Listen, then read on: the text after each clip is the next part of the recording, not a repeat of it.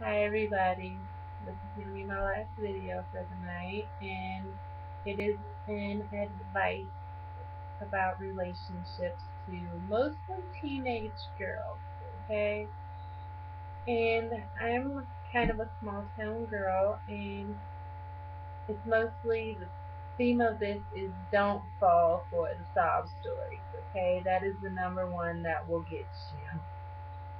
When I was about 15, 16, I was working at my first job at Big Lots, and I met this guy, and I walked up to him and I was asking him about a cigarette, and he gave me a cigarette, and he was telling me about himself, and he told me this really sad sob story about how both of his parents were really hardcore drug addicts, and how he was adopted by his grandmother, and how he was having a really hard time at life, and I really just wanted to see him succeed and make it and everything, and I was bound and determined to see him. And I was going to a private Christian school, and I was like, yeah, I'm gonna do this, so on and so forth. And I mean, I was kind of embarrassed to be seen with him in public and stuff, but at the same time, I was in foster care and having my own issues, and he was kind of my prodigy boyfriend, I guess you would say.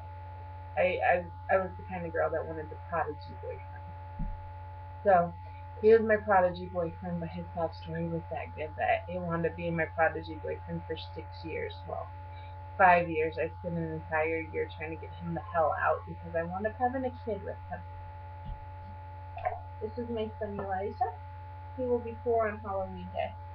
It's a very befitting birthday for him. He's very much a hand.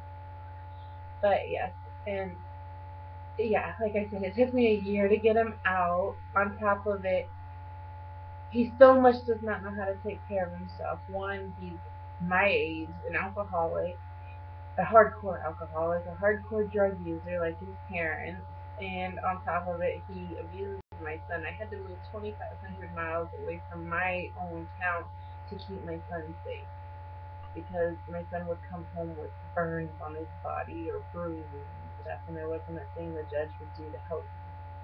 So my advice to you is just keep away. If you have your own issues, take care of your own issues before you even get into the relationship. And yes, keep away and worry about yourself. Fix your own problems and then get into a healthy relationship. But don't fall for the fraud stories because they seriously have their own issues to fix before they can ever get into a serious relationship. It's never gonna work. But yeah, take it or leave it. I strongly suggest you take it, but that's my advice. Have a good